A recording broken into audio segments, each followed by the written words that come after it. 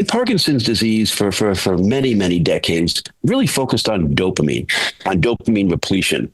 Because of the severe depletion of dopamine in Parkinson's disease, beginning from the earliest stages, that really underlie a lot of the motor and functional symptoms of the disease.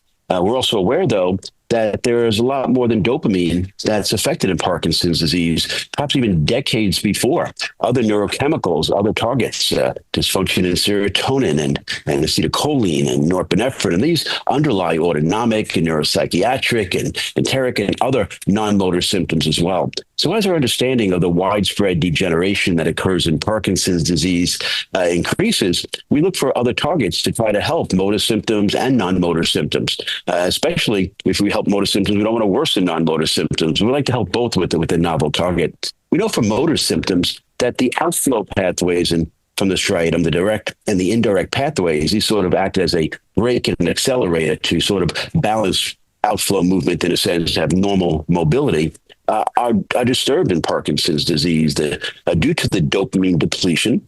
Initially, this gives rise to hypoactivity in the D1 direct or accelerator, the pathway. But there's also increased activity in the braking D2 indirect pathway. And this combination leads to hypomobility, too little movement, hypokinesia.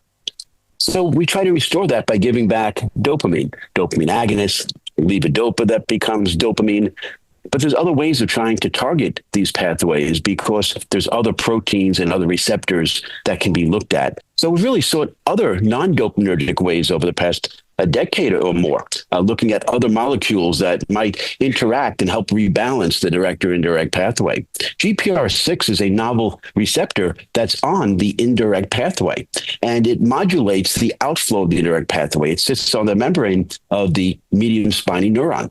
The medium spiny neuron that has these D2 receptors that identify them as the origin of the indirect or braking pathway. And by inhibiting this particular receptor, we're able to reduce some of the overactivity in that braking pathway, sort of releasing the brake. So if we think about giving levodopa, that's like pressing on the accelerator in a car. And we give medication to inhibit the GPR6 receptor, like Solengepras. That's like taking your foot off the brake. And sometimes you may get into a car and the emergency brake is on. You don't realize it, and you put it into gear and you press on the gas and it doesn't quite go as well as we want to. And if we remove the brake, as inhibiting GPR6 can do, we can get better mobility. So the strategy of trying to identify novel targets has identified GPR6 as another mechanism that will allow us to remove some of the overactivity in the indirect pathway, in essence, removing that brake and allowing better balance and better movement in Parkinson's disease.